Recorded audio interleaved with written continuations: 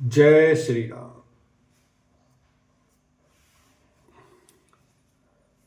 लता भवन ते प्रगट भेते अवसर दो भाई, निकसे जनु जुग विमल विधु जलद पटल बिल गाय, लखन सिया राम जय जय राम। उसी समय दोनों भाई लता मंडप कुंज में ऐसे प्रकट हुए मानो दो निर्मल चंद्रमा बादलों के पर्दे को हटाकर निकले हों। शोभासी वह शोभाग दो बीरा, नील पीत जल जाभु शरीरा, मोर पंख सिर सोहतनी के, गुच्छ बीच बिचु कुसम कली के। दोनों सुंदर भाई शोभा की सीमा है। उनके शरीर की आभा नीले और पीले कमल की सी है। सिर पर सुंदर मोर पंख सुशोभित हैं। उनके बीच बीच में फूलों की कलियों के गुच्छे लगे हैं। भाल तिलक श्रम बिंदु सुहाए, श्रवण सुभग भूषण छवि छाए, विकट भ्रकुटी कच घूगर वारे, नव सरोज लोचन रत्नारे। माथे पर तिलक और पसीने की बूंदें शोभायमान हैं। कानों में सुंदर भूषणों की छवि छाई है। टेढ़ी भौएं और घुंघराले बाल हैं। नए लाल कमल के समान रत्नारे लाल नेत्र हैं। चारु चिबुक नासिका कपोला, हास विलास लेत मनु मोला, मुख छवि कही न जाई मोहि पाही, जो बिलो की बहु काम लगाई। ठोड़ी, नाक और गाल बड़े सुंदर हैं और हंसी की शोभा मन को मोल लिए लेती है। मुख की छवि तो मुझसे कही ही नहीं जाती, जिसे देखकर बहुत से कामदेव लजा जाते हैं। और मणिमाल काम्बु कलगीवा, काम कलभ कर भुज बल सीवा, सुमन समेत बाम कर दोना, सांवर कुंवर सखी सुठी लोना। वक्षस्थल पर मणियों की माला है। शंख के सदृश सुंदर गला है। कामदेव के हाथी के बच्चे की सूंड के समान उतार चढ़ाव वाली एवं कोमल भुजाएं हैं, जो बल की सीमा है। जिसके बाएं हाथ में फूलों सहित दोना है। हे सखी, वह सांवला कुंवर तो बहुत ही सलोना है। के हरि कटिपट पीत धरे, सुषमा चील निधान, देखी भानुकुल भूषण ही, बिसरा सकिन अपान, लखन सिया राम जय जय राम।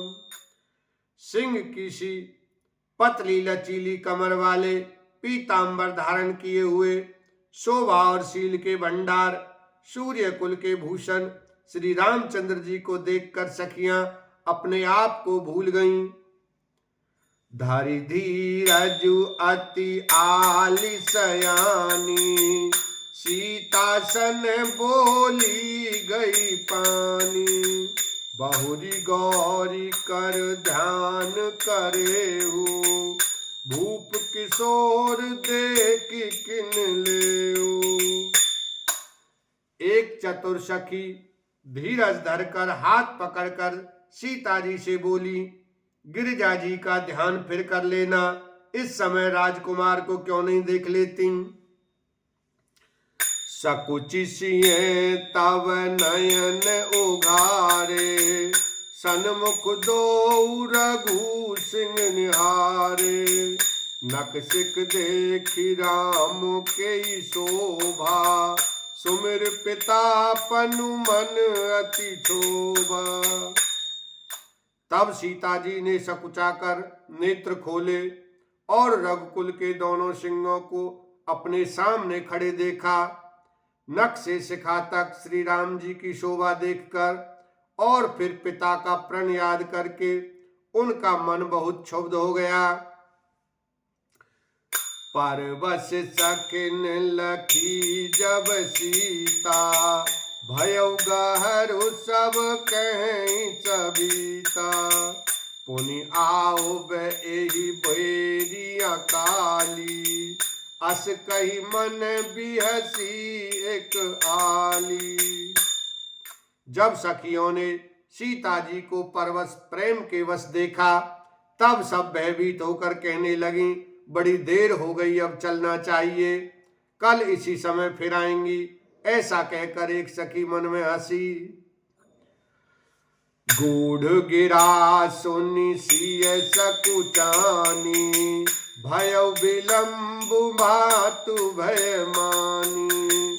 धरि बड़ धीर राम उर आने, फिर अपन पऊ पितु बस जाने। सखी की यह रहस्य भरी वाणी सुनकर सीता जी सकुचा गईं।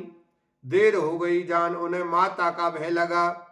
बहुत धीरज धरकर वे श्री रामचंद्र जी को हृदय में ले आईं और उनका ध्यान करती हुई अपने को पिता के अधीन जानकर लौट चलीं। देखन मिस मृग बिहग तरु, फिरई बहोरी बहोरी।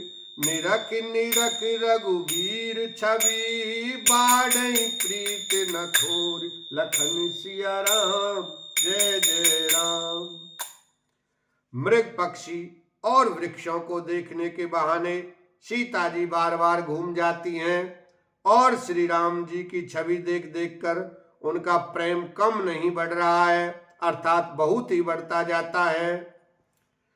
जानी कठिन शिव चाप विसूरति, चली राके और श्यामल मूरति। प्रभु जब जात जान की जानी, सुख स्नेह शोभा गुण खानी। शिव जी के धनुष को कठोर जानकर वे विसूरती मन में विलाप करती हुई हृदय में श्री राम जी की सांवली मूर्ति को रखकर चलीं। शिव जी के धनुष की कठोरता का स्मरण आने से उन्हें चिंता होती थी कि ये सुकुमार रघुनाथ जी उसे कैसे तोड़ेंगे। पिता के प्रेम की स्मृति से उनके हृदय में क्षोभ थाई, इसलिए मन में विलाप करने लगीं। प्रेमवश ऐश्वर्य की विस्मृति हो जाने से ही ऐसा हुआ। फिर भगवान के बल का स्मरण आते ही वे हर्षित हो गईं और सांवली छवि को हृदय में धारण करके चलीं। प्रभु श्री राम जी ने जब सुख स्नेह शोभा और गुणों की खान श्री जानकी जी को जाती हुई जाना, परम प्रेम मैं मृदु मस्कीनी, चारु चित भीति लिख लीनी। गई भवानी भवन बहोरी, बंदी चरण बोली कर जोरी। तब परम प्रेम की कोमल स्याही बनाकर उनके स्वरूप को अपने सुंदर चित्र रूपी भित्ति पर चित्रित कर लिया। सीता जी पुनः भवानी जी के मंदिर में गईं और उनके चरणों की वंदना करके हाथ जोड़कर बोली, बोलो सियावर रामचंद्र की जय, उमापति महादेव की जय।